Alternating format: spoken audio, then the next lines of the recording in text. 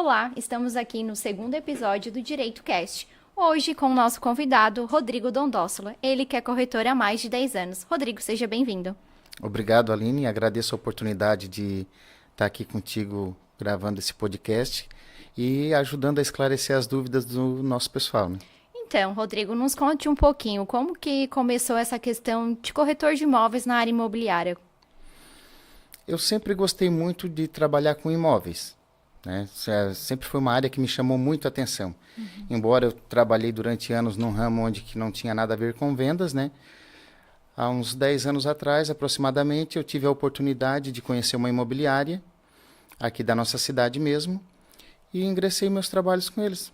Fiz o curso do Cresci certinho, comecei a estagiar e estou aí no ramo há praticamente 10 anos. Ai, perfeito, legal. E qual seria a importância? O que você nos traz em relação à importância de corretor de imóveis nas relações de imóveis? Eu vejo a corretagem como algo muito importante nas transações imobiliárias. Até mais puxando para a questão de segurança mesmo. Porque a gente sabe que hoje um imóvel, por mais que tu diga que ele está com a documentação correta, sempre pode haver alguma coisa que está escondidinho, né? Então, um corretor, ele consegue encontrar bons imóveis para ti, ele consegue trazer segurança numa transação imobiliária, conferindo toda a documentação de modo correto, para que não venha surgir dor de cabeça futura. O que eu percebo também é a busca dos clientes em relação a isso, a parte jurídica, né? Acredito que vocês, como corretores, também a questão de estar avaliando os imóveis e a parte jurídica, a parte documental. Qual seria essa ligação com a área do direito? O que você nos passa? Tem muita dificuldade? Como é a questão burocrática? Eu vejo como muito importante, principalmente na questão de contratos, para elaborar bons contratos, para trazer segurança para o comprador, para o vendedor, né? Até porque a gente fica neutro nessas situações, né? Não fica pendendo para um lado ou para o outro. Rodrigo, seguindo a tua linha de raciocínio, eu acredito que a questão de trabalhar em conjunto, advogado e corretores, ela é de suma importância. Acontece muitos casos frequentes que eu atendo em que as pessoas, o corretor ajudou, auxiliou na venda, porém tem a questão dos documentos, a questão da montagem do contrato, então a gente sempre trabalha em conjunto, né? Inclusive já trabalhamos em conjuntos, atuamos Sim. em alguns casos. Eu acho que essa questão da importância, né, de estar casando a parte da corretagem com um advogado para a questão de fazer o contrato, a parte de escrituras também, eu acho algo muito interessante, né? A questão, parte documental, as certidões. A parte de documentação na negociação que a gente costuma fazer, eu levo o processo até o fim. Então, o fim para mim mesmo é terminar, concluir lá no registro de imóveis, certo? Perfeito. E a gente passa por todas as fases, analisar toda a documentação, tanto do cliente comprador como o cliente vendedor, a documentação do imóvel. É feito o contrato, como o pessoal costuma dizer, né, Aline? Vamos bater um contrato? Não, eu escuto bastante isso. Doutora, bate um contrato aí, como se fosse algo assim inusitado. Então, assim, faz a elaboração certinha do contrato, coloca as cláusulas que é necessária.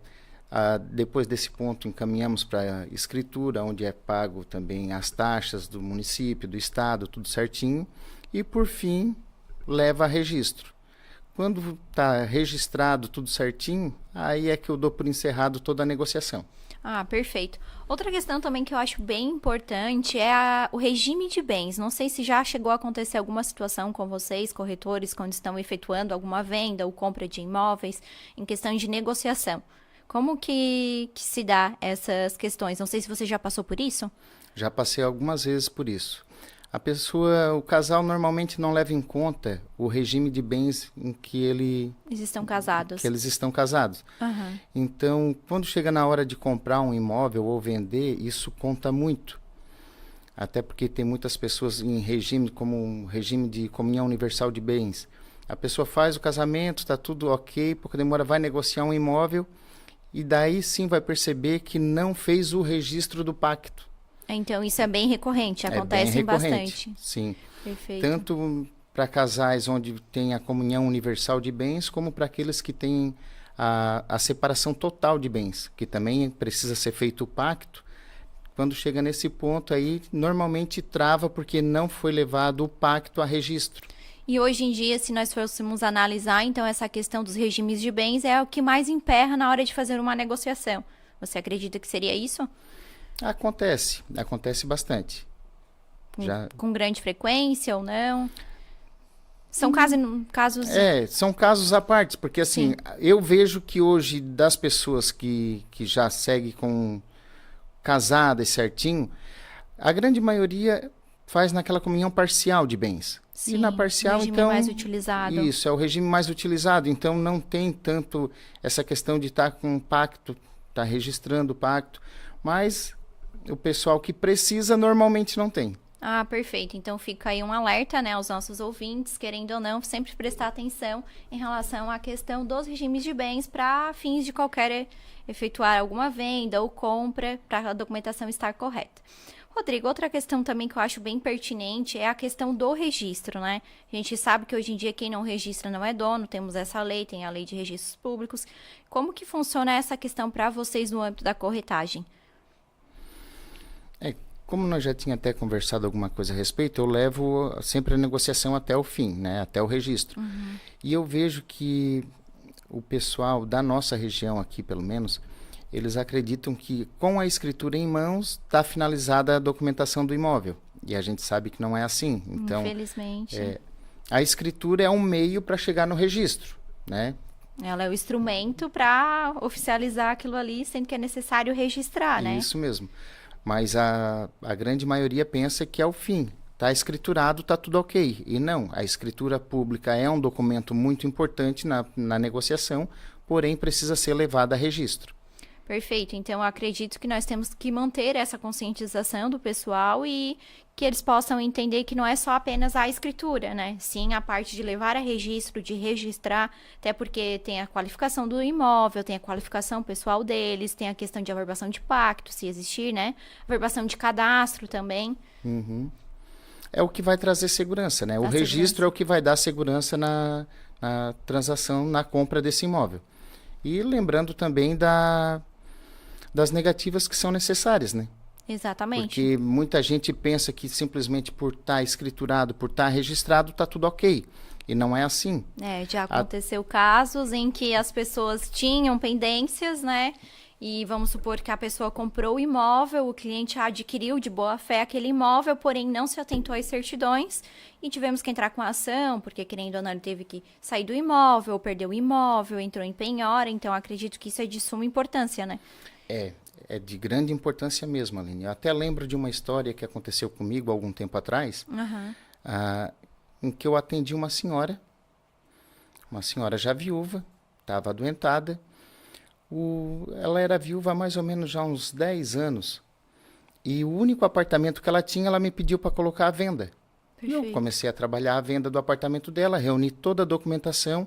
E reunindo a documentação do apartamento, eu descobri que ele estava em penhora pelo Estado. Olha só, ela não sabia. Ela não sabia. Nossa. Aí fui buscar as informações que a gente precisava certinho e descobri que o falecido marido dela tinha uma empresa.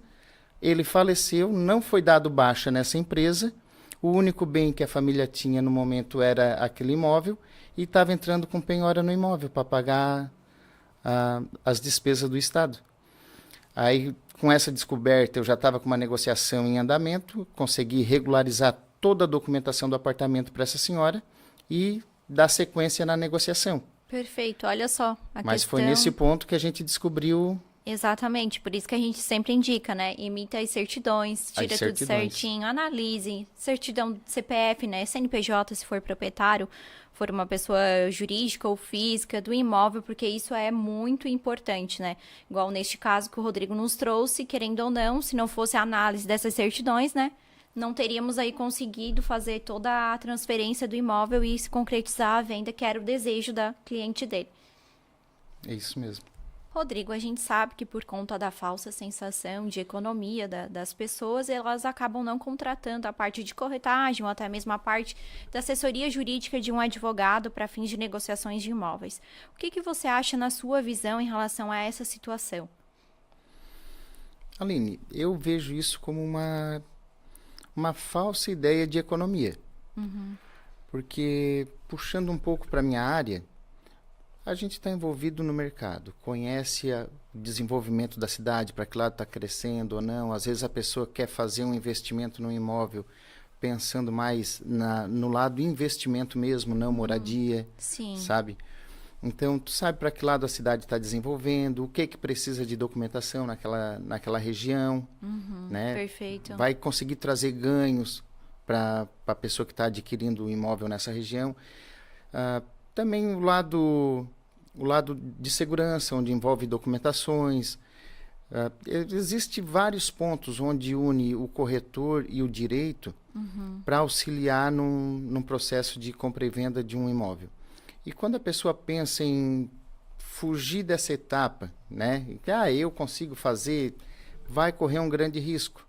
Porque hoje a gente sabe que não é simplesmente ter uma escritura em mãos. A gente precisa de várias negativas, né? Precisa de toda a documentação que envolve para estar fechando uma negociação, certo? Certo. Então, sei lá, eu penso assim que eu querer ser um construtor, não sei, né? Não vou contratar, vou fazer eu mesmo. Eu vou procurar um médico. Para que pagar uma consulta? Eu posso ir no Google e me examinar, né? Querendo ou não, fica aquela questão, né? De, eu auto fazer tudo. Isso Esquecendo mesmo. das profissões que são necessárias para a gente conseguir chegar no objetivo. Como você falou também, que eu vejo bastante que a gente utiliza na área do direito, na área extrajudicial e até mesmo os corretores para fins de avaliações, é a questão de estar vendo se o imóvel realmente é valorizado ou não é. Entrou um imóvel no negócio, né? Como que eu vou saber se realmente aquele imóvel vale tudo aquilo que estão me pedindo, que estão me proporcionando aquele valor?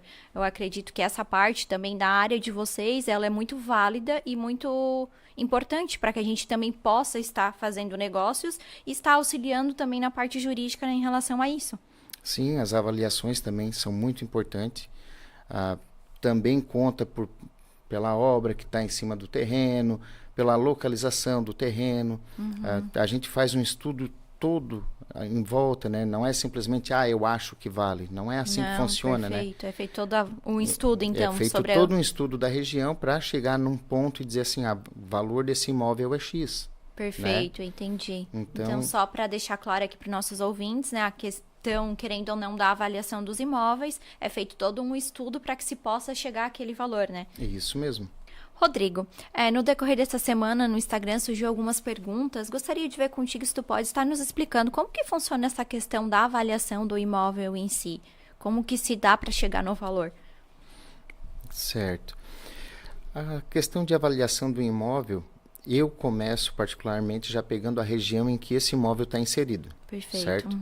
Então, a gente faz um estudo de todo o local para saber quanto que custa em média uma área naquela região. Certo. E depois disso eu começo a ver o que tem construído sobre esse terreno. É analisada a É construção analisada juntamente. toda a construção, conservação, tempo que ela foi construída. Perfeito. Então, envolve muita coisa, sabe? Padrão de acabamento, o que foi utilizado. Tudo isso vai pesar na avaliação. Então, é utilizado todas as características do imóvel para que possa chegar nessa avaliação final do valor do imóvel. Isso mesmo. Perfeito, interessante. Então, está aí, né, respondendo às perguntas, é necessário todo esse estudo para que se possa fazer a avaliação do imóvel. Rodrigo, como mencionamos aqui a importância do corretor de imóveis e na tua longa experiência, né, aí no ramo já há 10 anos, conta pra gente um pouquinho se tu tens algum assunto, alguma questão interessante para nos trazer relacionada a essa área.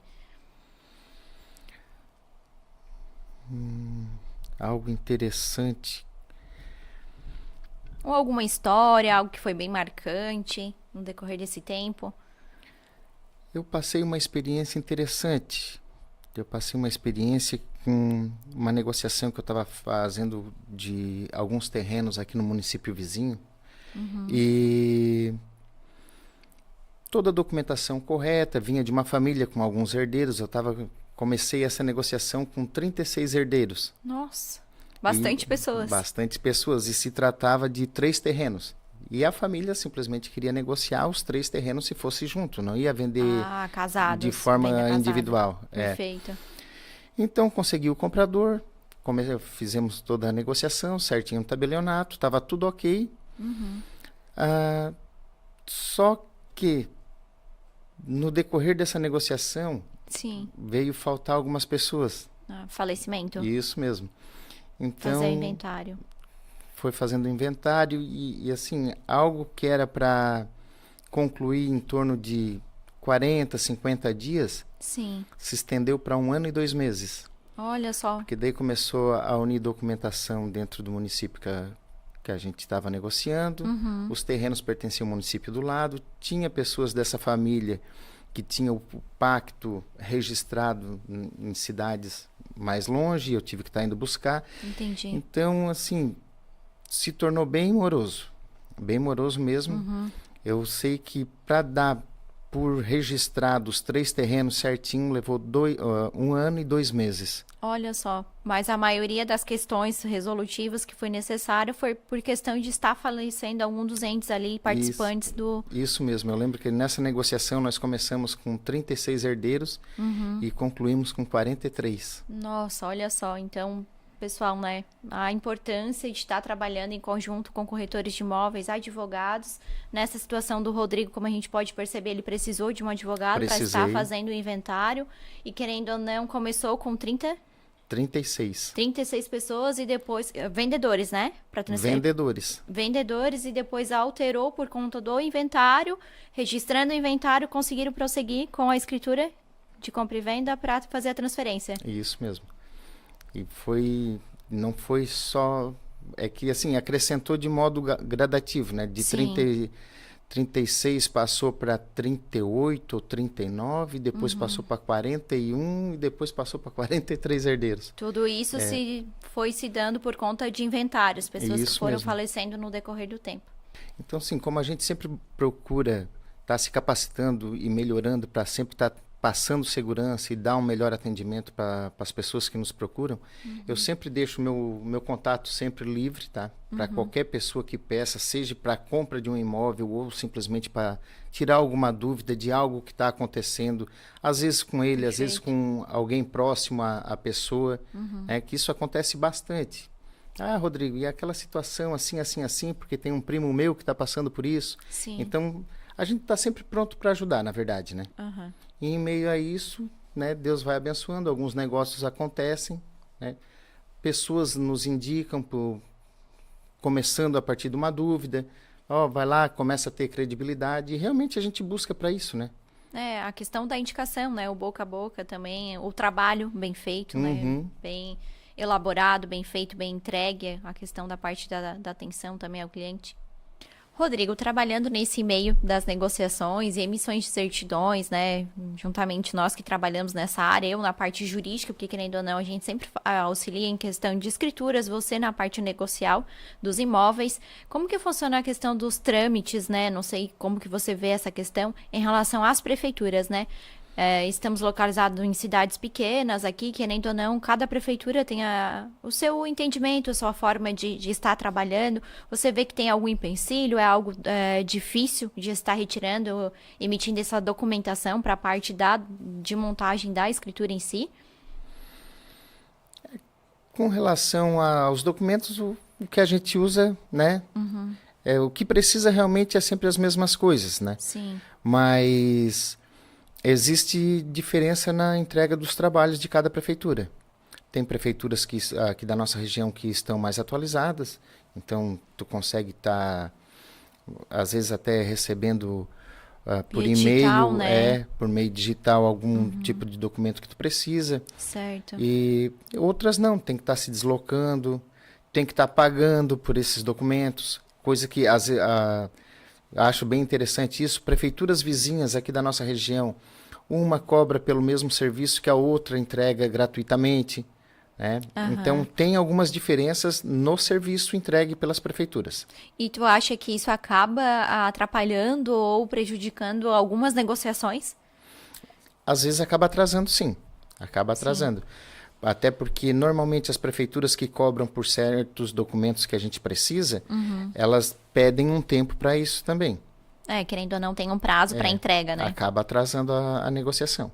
E aí, se a gente chega numa situação em que a pessoa precisa disso para amanhã, Não é possível. É verdade, não conseguimos, né? Porque acredito que você também passa por algumas dessas situações. Tenta, conversa com jeitinho, mas nem sempre dá certo. Então, querendo ou não, a gente tem um pouco ainda essa questão de algumas prefeituras ainda, né, não está no gingado do meio digital, né, querendo ou não. Já tem outras que eu acho que auxilia bastante, né, em relação a essa situação. Sim, se torna mais ágil, né, na negociação, no tempo de resposta. Algumas prefeituras, no próprio site dela, tu já consegue resolver muitas situações que tu precisa no dia a dia. E isso, nossa, Sim. tá o site disponível 24 horas, a qualquer momento do dia tu pode ir lá tirar a dúvida que tu precisa, né? Isso auxilia muito, muito mesmo. Outra questão que eu vejo bem interessante é a parte dos cartórios, né? Hoje a parte de entregar a documentação, ela é tudo por meio digital, se encaminha por e-mail, tem essa facilidade, essa agilidade para estar adiantando, né? Acredito que isso facilita bastante também. Isso facilitou muito, principalmente para os atendimentos que a gente dá fora do país. Porque com a digitalização de escrituras e... Assinaturas pelo meu Gov e tudo mais. Facilitou muito, muito mesmo, tá? Eu lembro que até há uns 4 anos atrás, mais ou menos, eu fiz uma negociação com uma cliente que está fora do país já há alguns anos. Eu precisei me tornar procurador dela para poder estar representando ela aqui. Isso mesmo. Perfeito. E hoje eu já não preciso mais estar fazendo esse tipo de procuração. Porque basta ela ter uma assinatura em qualquer tabelionato do país.